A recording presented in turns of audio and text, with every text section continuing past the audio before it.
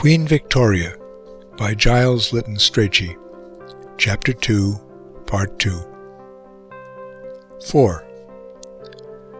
King William could not away with his sister-in-law, and the Duchess fully returned his antipathy. Without considerable tact and considerable forbearance, their relative positions were well calculated to cause ill feeling, and there was very little tact in the composition of the Duchess, and no forbearance at all in that of His Majesty. A bursting, bubbling old gentleman, with quarter-deck gestures, round-rolling eyes, and a head like a pineapple, his sudden elevation to the throne, after 56 years of utter insignificance, had almost sent him crazy. His natural exuberance completely got the best of him. He rushed about doing preposterous things in an extraordinary manner, spreading amusement and terror in every direction, and talking all the time. His tongue was decidedly Hanoverian, with its repetitions, its catchwords. "That's quite another thing, that's quite another thing," its rattling indomitability, its loud indiscreetness. His speeches, made repeatedly at the most inopportune junctures, and filled pell-mell with all the fancies and furies that happened at the moment to be whisking about in his head, were the consternation of ministers. He was 1 part blackguard, people said, and 3 parts buffoon. But those who knew him better could not help liking him. He meant well, and he was really good-humoured and kind-hearted, if you took him the right way. If you took him the wrong way, however, you must look out for squalls, as the Duchess of Kent discovered. She had no notion of how to deal with him, could not understand him in the least. Occupied with her own position, her own responsibilities, her duty and her daughter, she had no attention to spare for the peppery susceptibilities of a foolish, disreputable old man. She was the mother of the heiress of England, and it was for him to recognize the fact, to put her at once on a proper footing, to give her the precedence of a dowager Princess of Wales with a large annuity from the privy purse. It did not occur to her that such pretensions might be galling to a king who had no legitimate child of his own, and who yet had not altogether abandoned the hope of having one. She pressed on with bulky vigor along the course she had laid out. Sir John Conroy, an Irishman with no judgment and a great deal of self-importance, was her intimate counselor, and egged her on. It was advisable that Victoria should become acquainted with the various districts of England, and through several summers a succession of tours, in the West, in the Midlands, in Wales, were arranged for her. The intention of the plan was excellent, but its execution was unfortunate. The journeys, advertised in the press, attracting enthusiastic crowds and involving official receptions, took on the air of royal progresses. Addresses were presented by loyal citizens.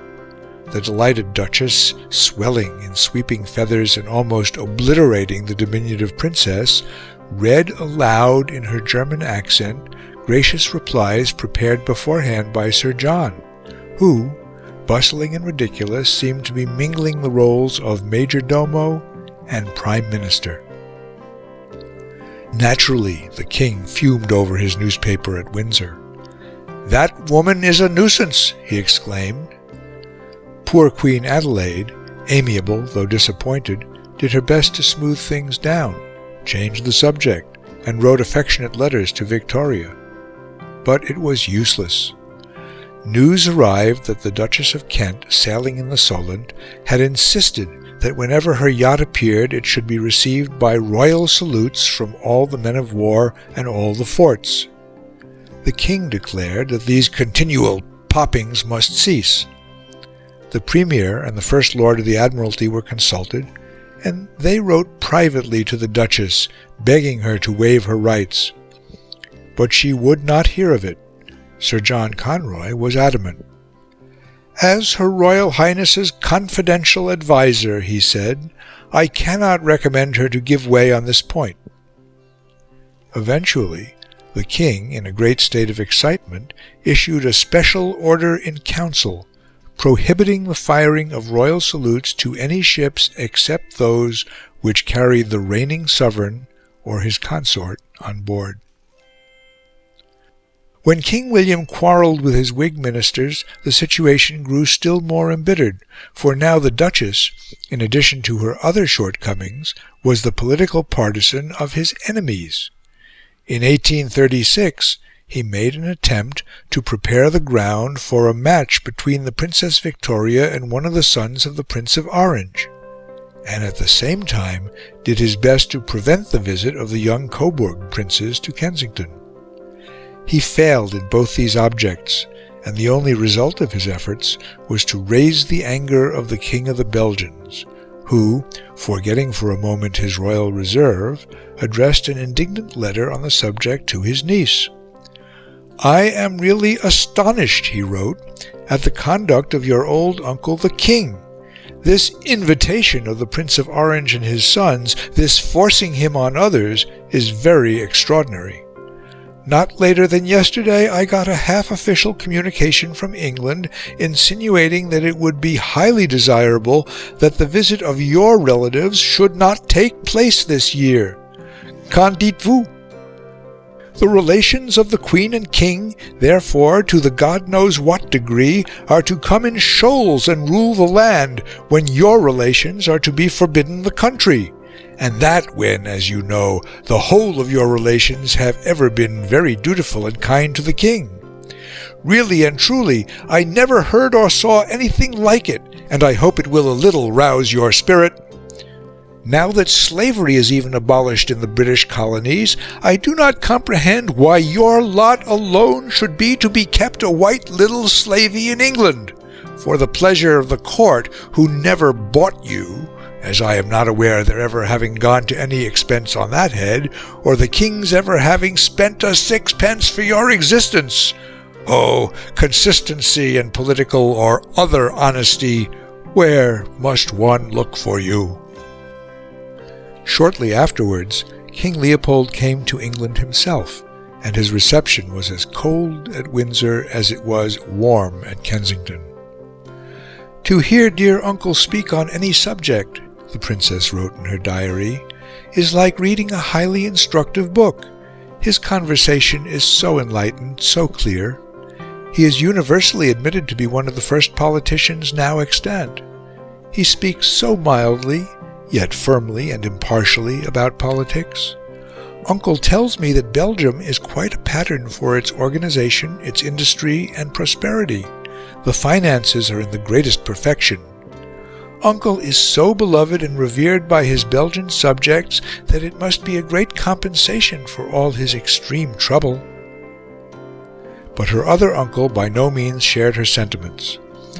He could not, he said, put up with a water drinker, and King Leopold would touch no wine.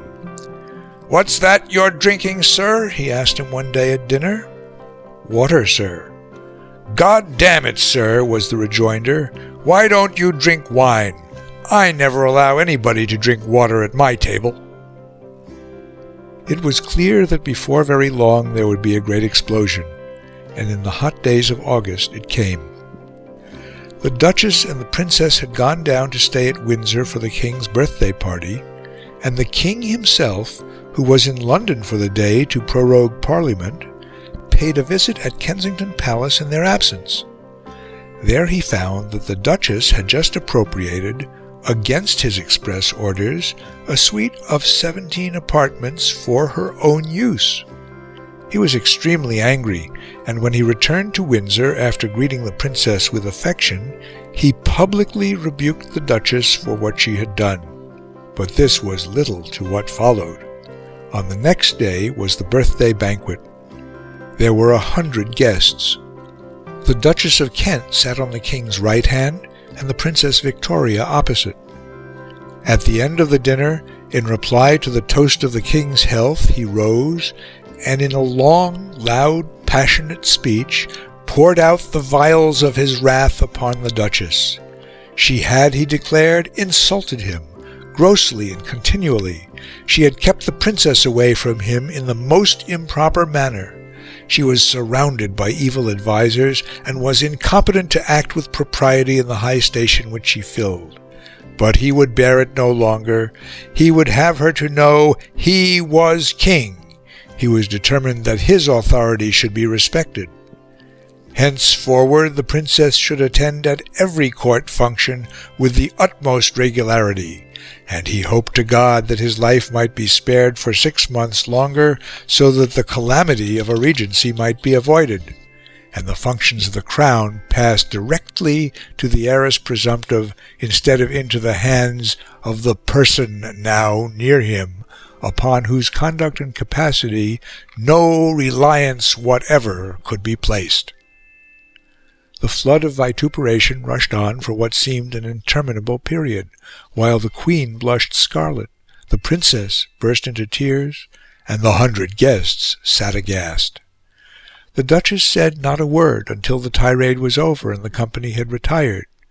Then, in a tornado of rage and mortification, she called for her carriage and announced her immediate return to Kensington. It was only with the utmost difficulty that some show of a reconciliation was patched up, and the outraged lady was prevailed upon to put off her departure till the morrow. Her troubles, however, were not over when she had shaken the dust of Windsor from her feet. In her own household she was pursued by bitterness and vexation of spirit.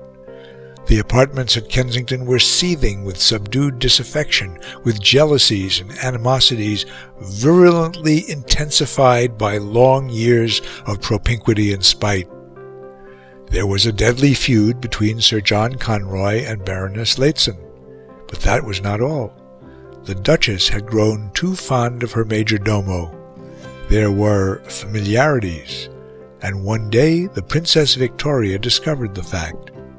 She confided what she had seen to the Baroness and to the Baroness's beloved ally, Madame d'Espath. Unfortunately, Madame d'Espath could not hold her tongue, and was actually foolish enough to reprove the Duchess, whereupon she was instantly dismissed. It was not so easy to get rid of the Baroness. That lady, prudent and reserved, maintained an irreproachable demeanour. Her position was strongly entrenched.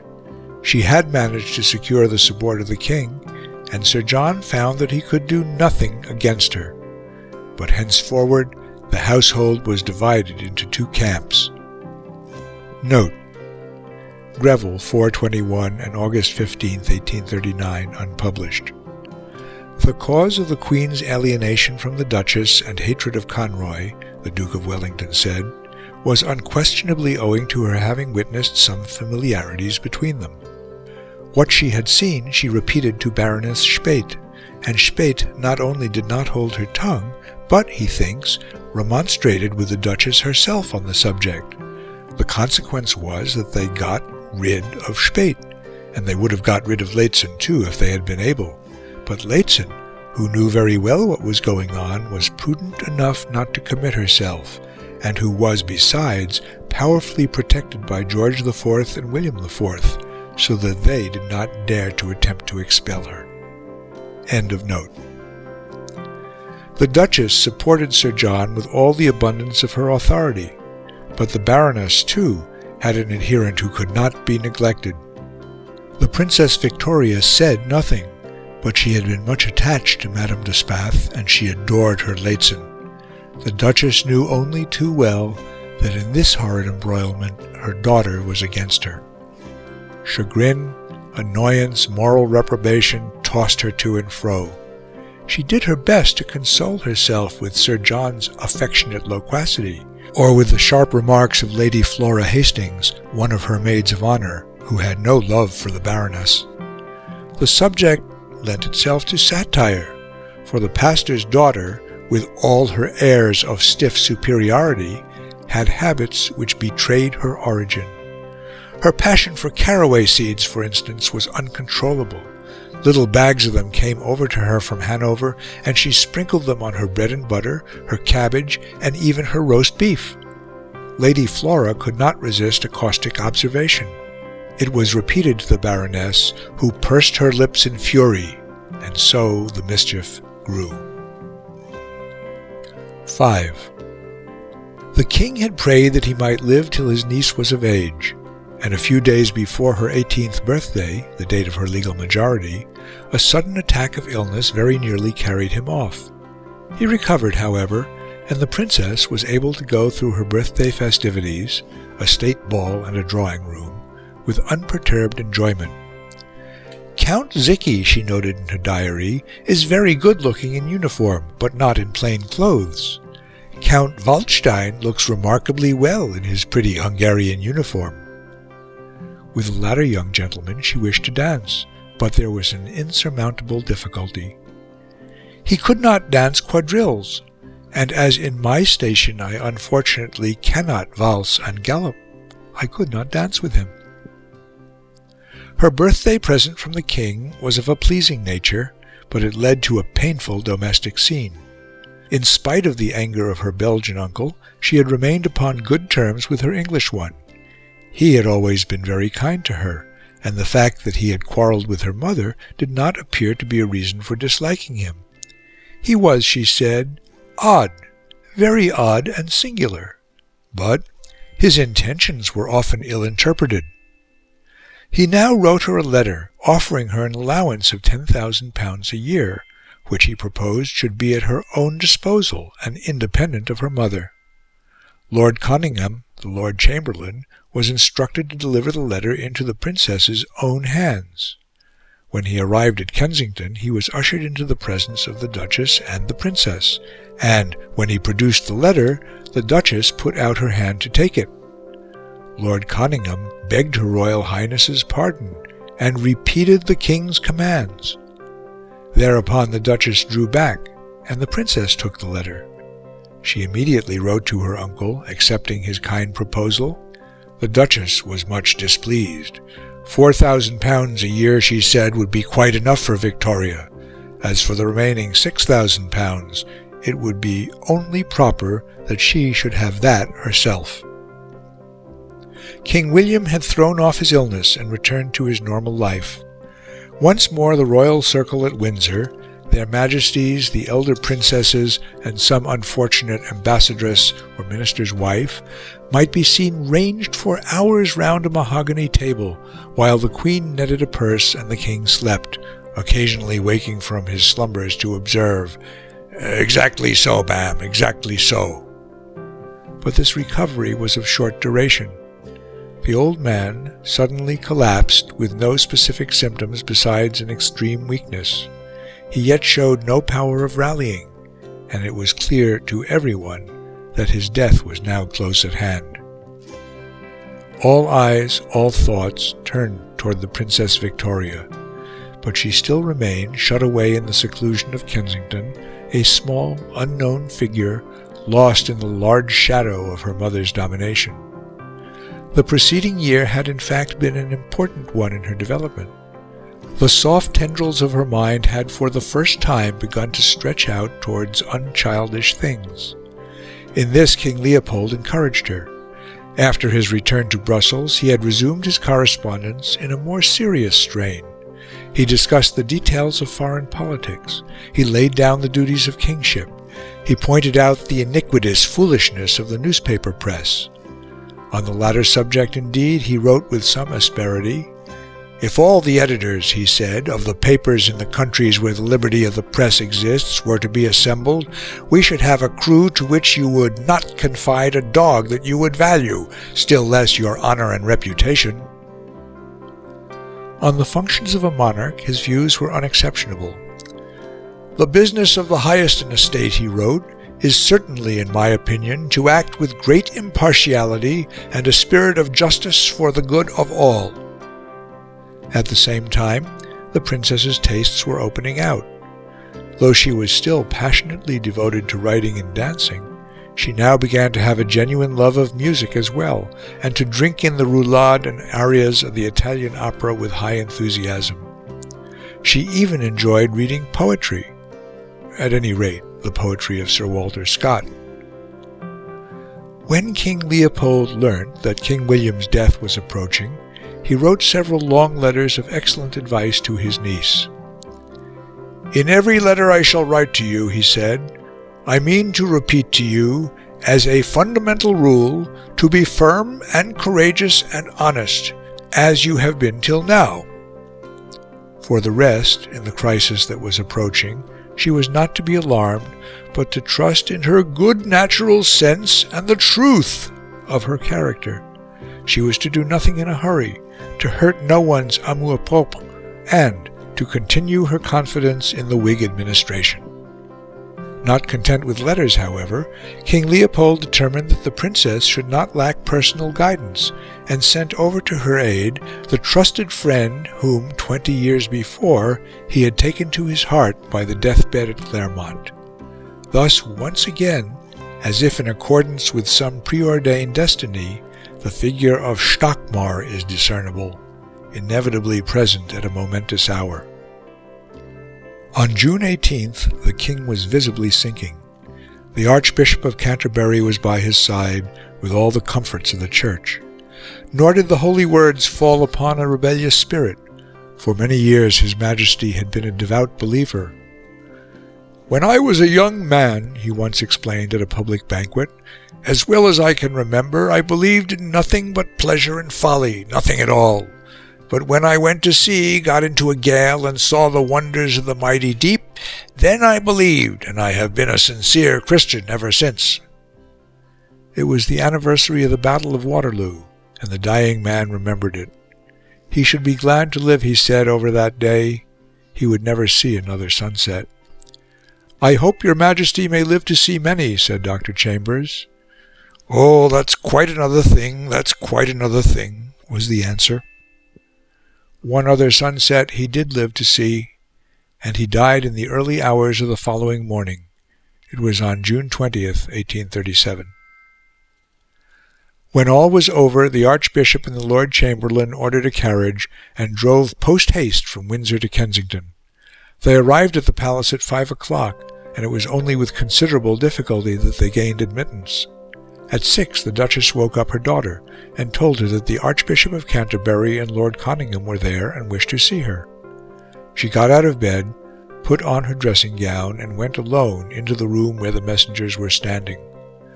Lord Conyngham fell on his knees, and officially announced the death of the king. The Archbishop added some personal details. Looking at the bending, murmuring dignitaries before her, she knew that she was Queen of England. "Since it has pleased Providence," she wrote that day in her journal, "to place me in this station, I shall do my utmost to fulfill my duty towards my country. I am very young, and perhaps in many, though not in all things, inexperienced, but I am sure that very few have more real good will and more real desire to do what is fit and right than I have." But there was scant time for resolutions and reflections. At once affairs were thick upon her. Stockmar came to breakfast and gave some good advice. She wrote a letter to her uncle Leopold, and a hurried note to her sister Feodora. A letter came from the Prime Minister, Lord Melbourne, announcing his approaching arrival. He came at 9 in full court dress and kissed her hand. She saw him alone, and repeated to him the lesson which, no doubt, the faithful Stockmar had taught her at breakfast. "It has long been my intention to retain your lordship and the rest of the present ministry at the head of affairs." Whereupon Lord Melbourne again kissed her hand, and shortly after left her. She then wrote a letter of condolence to Queen Adelaide. At 11 Lord Melbourne came again, and at 11:30 she went downstairs into the Red Saloon to hold her first council. The great assembly of lords and notables, bishops, generals, and ministers of state saw the doors thrown open, and a very short, very slim girl in deep plain mourning come into the room alone, and move forward to her seat with extraordinary dignity and grace. They saw a countenance not beautiful but prepossessing, fair hair, blue prominent eyes, a small curved nose, an open mouth revealing the upper teeth, a tiny chin, a clear complexion, and over all the strangely mingled signs of innocence, of gravity, of youth, and of composure. They heard a high, unwavering voice reading aloud with perfect clarity, and then the ceremony was over. They saw the small figure rise, and with the same consummate grace, the same amazing dignity, pass out from among them as she had come in, alone. End of Chapter 2, Part 2.